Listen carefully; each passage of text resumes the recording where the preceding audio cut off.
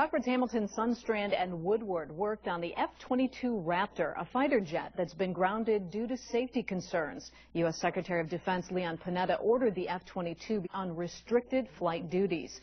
Congressman Adam Kinzinger is working on this issue to ensure the safety of pilots. Thanks so much for being with us this evening. You bet, Mimi. Thank you. Now, first, let's remind people that you have some experience as a pilot yourself, correct? Yeah, I'm a pilot in the military and now serve in the Air National Guard. I've been doing that for about 9 years now. Just got promoted to major, and so I continue to fly as a reservist. It's a job I enjoy. Congratulations. Congratulations on that. Now, what seems to be the major issue with the F-22? I understand the pilots aren't getting enough oxygen? Well, what's happening is pilots are having symptoms that are mimicking something called hypoxia. It's when you lose oxygen in your body. And it starts out, it's the beginning process to basically losing consciousness and eventually dying. And what happens is you lose your ability to reason. And so you can't recognize when you're entering this state. I've been hypoxic twice in training with the military, and so it's a very dangerous situation. So a lot of these pilots were experiencing this hypoxia, and they didn't feel like they were getting their concerns all the way up the chain of command, and it wasn't being addressed. So how did you become aware of this?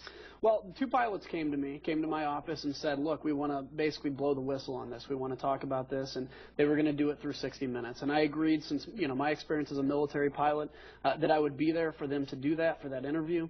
And so now we're very involved in trying to ensure that we're bringing all the appropriate resources to fix the problem. Look, we need the F-22. This is a very important part of our national defense, but we need it to work, and we need it to work well, and we need pilots that don't feel unsafe in flying it. What makes this aircraft so unique? It's a multi-million-dollar aircraft. Why is it so unique? Because this is it's a stealth aircraft that has the ability to basically shoot down any aircraft in any country's inventory before that aircraft even knows that an F-22 is in the air. So this is very important to air-to-air defense of our nation, and hopefully we never have to use it in serious combat. That's the goal. But in it existing, we in many cases can prevent having to go to war. So it's a very important part of our arsenal. It's something we absolutely need. But again, when you have a situation where pilots are worried flying it, some are hypoxic, situation we definitely don't need. No, certainly. So what would you like to see happen with this? Well, we have a list of questions in the Air Force we'd like to get answered.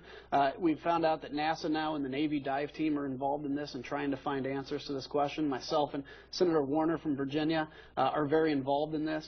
And, you know, lastly, I'll tell you this. One of the pilots has disciplinary action against him right now pending, and I want to see that disciplinary action dropped so that pilots can feel free to come forward and talk about their concerns so we can really fix this problem. We don't want another tragedy. We don't want an aircraft crashing as a result of this. Let's just fix the problem, and let's have the best F-22 available. Changing topics now, you're also involved with gas prices indirectly. What do you see happening? We are seeing them come down slightly. Well, I'm on the Energy and Commerce Committee, and something we've been very focused on is energy security, energy independence in this country. We are seeing gas prices tick down slightly, but they're still way too high.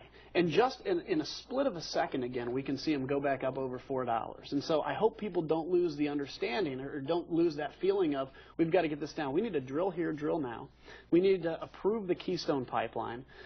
We need to use less. I'm all for using less. We need to find alternatives. But let's wrestle this beast so that we're done buying oil from countries that want to kill us and from people that want to kill us, like in Iran. Iran sells millions of barrels of oil a day, and I'd like to not need that anymore. Congressman Kinzinger, thanks so much for being with us.